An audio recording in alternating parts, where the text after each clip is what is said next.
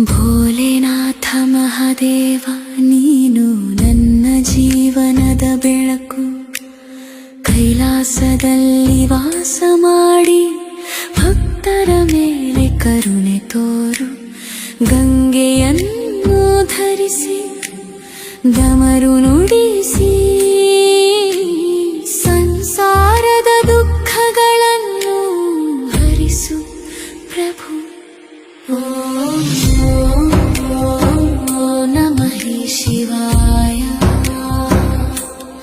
ಓಂ ಜಯ ಶಿವ ಶಂಕರ ಜಯ ಭೋಲೆ ನಾಥ. ನಿನ್ನ ನಾಮ ಜಪಿಸಿ ದುಃಖಗಳು ಮರೆಯುತ್ತವೆ. ಓಂ